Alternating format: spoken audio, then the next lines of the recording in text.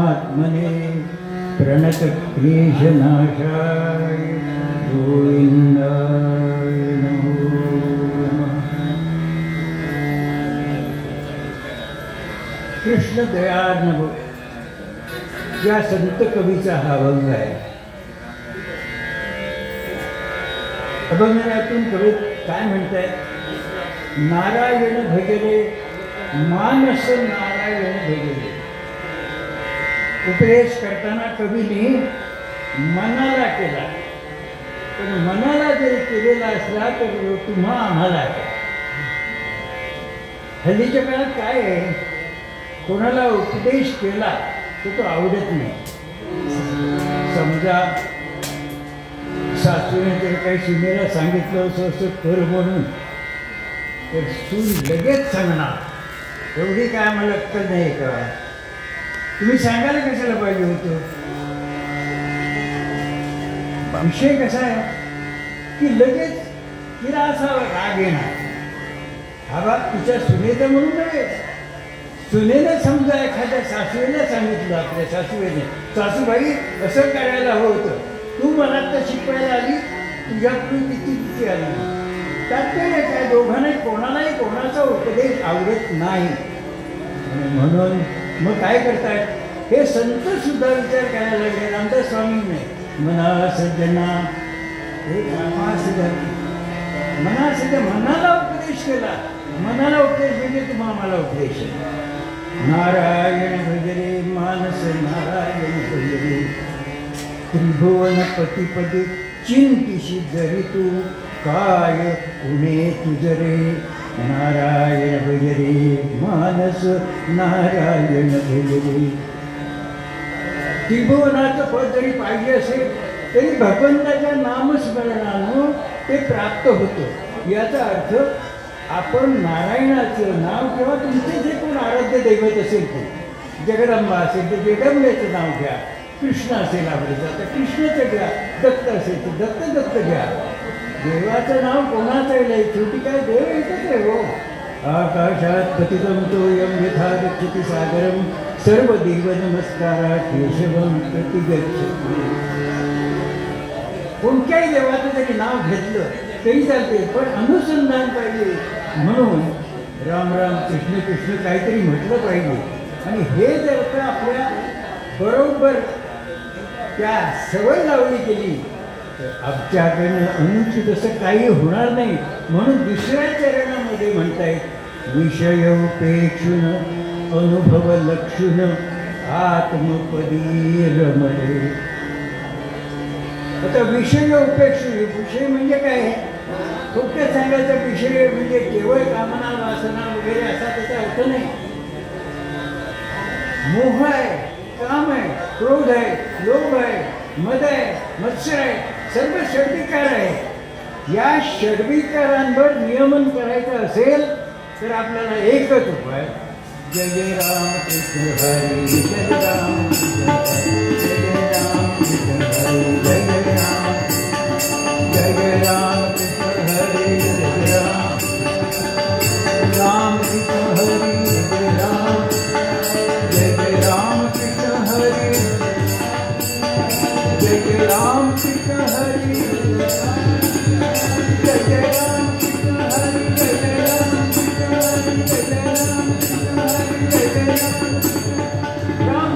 रामकृष्ण कुठले नाव घ्या, पण मनाला सवय लावून घेतली ते मनाला उपदेश आहे।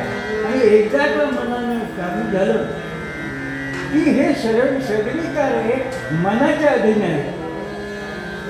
काम क्रोध सगळे कसे आहेत बघा, आपण जे मनानं चिंतन करतो बघा, चिंती विषय दे तेने उपजे भोग वासना, ते कामाते उपजवी काम क्रोधासी निर्भीतो। हो साखळी मनानं जे चिंतन करायचं, त्या चिंतनाच्या विषयाकडे जर उद्धलं, चिंती विषय जो तेने उपजे भोग वासना, जे मनात धरणार ती त्याची अपेक्षा करायची, आपण भोगवासनेकडे जाणार, मग ते कामात येईल पूर्वी. आणि एकदा का ती भोगाची वासना निर्माण झाली की तिथे काही नाही, ते कामाचे काम तो देणार. आणि भगवद्गीता काय ते सांगते, क्रोधात भवति सम्मोहात, सम्मोहात स्मृती विभ्रमा, स्मृतिभोक्षात बुद्धिनाशो. क्रोध आला की सगळा क्रमाक्रमात सगळ्या. मग या सगळ्या गोष्टी जर आपल्याला टाळायच्या असतील, नामाची सवय लावली. नाम काय नाही एकदा का सुरू झालं, मग हे विषय आपल्याला त्रास देणार नाही. आता तुम्ही म्हणा एवढं नाम घेतलं म्हणजे सगळे विषय जातील का? नाही जाणार. विषय कसे जातील? पण ते सूक्ष्म स्वरूपात राहायलाही पाहिजे. हे काम क्रोध लोभ मोह मद मत्सर आम्ही म्हणतोय, अति त्याज्य नाहीये, पण सूक्ष्म स्वरूपामध्ये आपल्याला ज्या ज्या वेळेला आवश्यक असेल त्या त्या वेळेला त्यांची गरज असते. त्यावेळेलाही बारीकसा क्रोध आला पाहिजे. मग हे सगळं संयमन केलं पाहिजे. याच्यासाठी नाम गायनाचं म्हणणं सांगितलं. कोणी म्हणेल आम्ही अमुक सोड अमुक सोड, काम क्रोध रोग कोणालाही सोडता येत नाही. गोंदवलेकर महाराज यांच्याकडे एक महिला गेली, म्हणते महाराज तुम्ही नेहमी सातत्यानं सांगता की राम राम घ्या. अहो राम, आज मी 12 वर्षे जवळजवळ माझी होत आहे तुमची आमची भेट होऊन, राम राम राम करीत बसले. तो अजून मी ज्या वेळेला जपमाळ हातात घेतली त्यावेळेला मला काय राम तर दिसत नाही मुखाने. अनंत विषयी माझ्या डोक्यात तिथे संसार प्रपंचाचे, आणि मी काय आहे काय करते माझी काय सुद्धा तुम्ही मला सांगा. महिलाला त्या सांगितले, अगं असं कसं म्हणतेस तू, हे येणारच आहे. काम क्रोध तसे लवकर जाणार नाही. त्याचं कारण आहे आपण कसं एका घरामध्ये राहिलो की नाही, हे भाड्याचं घर आम्ही वापरलेलं आहे. भाड्याच्या घरामध्ये आम्ही राहतो आणि या घरामध्ये वास्तव्य करणारे हे काम क्रोध लोभ मोह मद मत्सर हे अनंत जन्मीचे जन्मोजन्मी आमच्याकडे आलेले ते एकदम जातील. हो, एखाद्या भाडेकरूला आपण जागा दिली त्याची गरज अडचण म्हणून वर्ष 2 वर्ष म्हणायला राहतो, आम्ही येतो म्हणून सांगतो.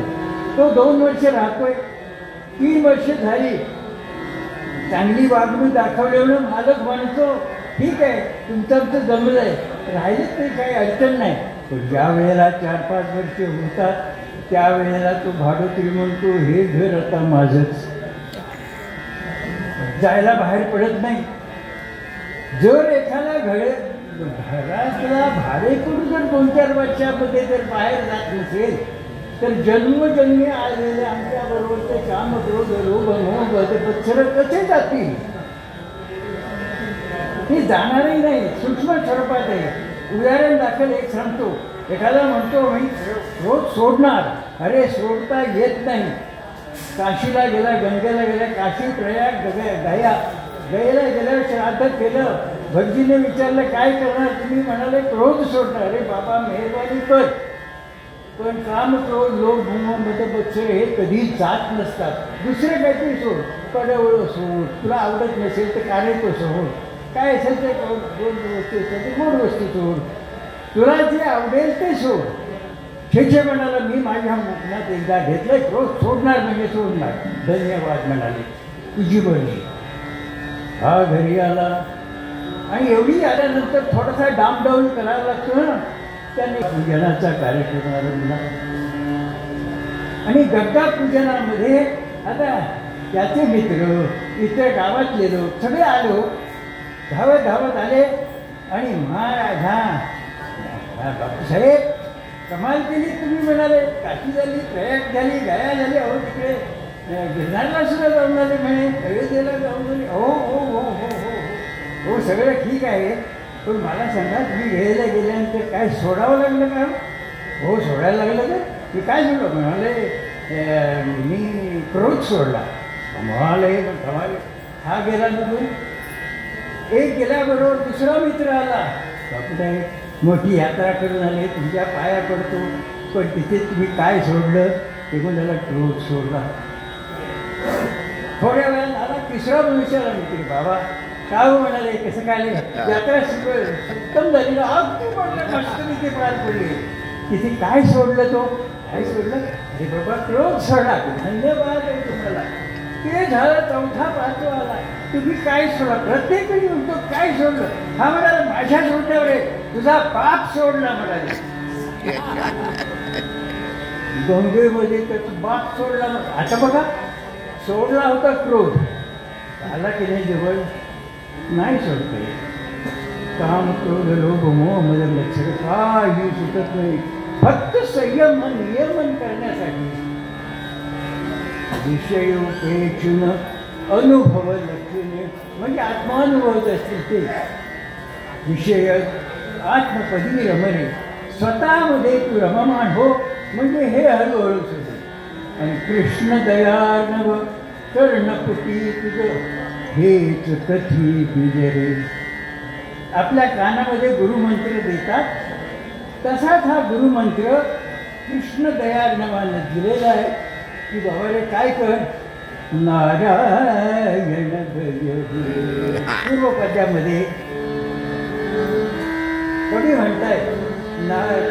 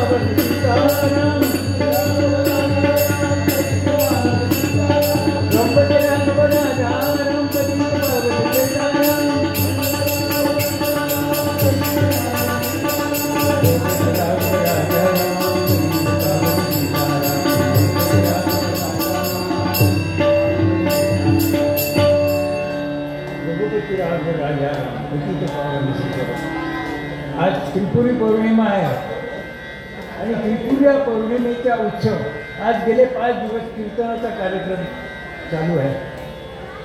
सगळे गावच्या परंपरेप्रमाणे, देवळाच्या परंपरेप्रमाणे सर्वांनी परिश्रम घेऊन मग कोणी आपापली केलेली सेवा अत्यंत शुद्ध मनाने, निर्मळ मनानं फार पाडलेली.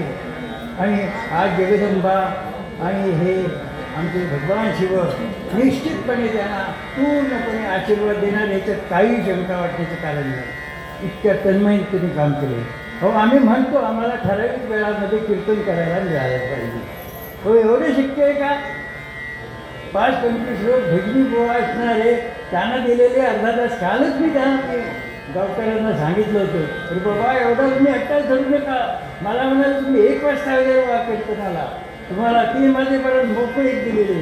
मी म्हटलं हा सगळे शब्द तुमच्या जवळ ठेवा, कारण एकदा दुसऱ्याच्या ताब्यात सगळी शस्त्र गेली की आपल्या हातात काय नसतं. आणि अध्यात्मामध्ये कीर्तन जरी म्हटलं भजन ती होत नाही हो, थोडी फायदा नाही तेवढे. म्हणून आम्ही नीट काय ठरवलं, जेवढा किती होईल तेवढं करूया. आपल्याला 5 मिनटं कमी असोत 5 मिनटं वाढले असेल शक्यतो लवकरात लवकर आटपण्यासाठी मी बाकीच्या विस्ताराने पूर्वरंग मांडलाच नाही. उत्तरंगसुद्धा साध्या पद्धतीने मांडणार, जेणेकरून आपल्याला लवकरात लवकर या कामाला मोकळीक मिळेल. कारण पुढे आमच्या परंपरेचे सगळे कार्यक्रम आहेत आणि म्हणून हे करत. पण एकंदरीत आज त्रिपुरी पौर्णिमा, पण आपल्यामध्ये गावामध्ये सगळे लोक याला काय म्हणतात माहिती आहे? टिपर म्हणतात. किती अपभ्रम झालेला आहे शब्दाचा. टिपर म्हणजे त्रिपुराचा अपभ्रम झालेला हा टिपर आहे. तो टिपर काही नाही, पण आपण टिपर म्हणजे त्रिपुर म्हणतो. आज त्रिपुर कथा थोडक्यामध्ये आपल्याला ऐकूया. तीन असुर महाप्रतापी झाले, तीन असुर महाप्रतापी झाले, देवानाही पडले भारी. तीन असुर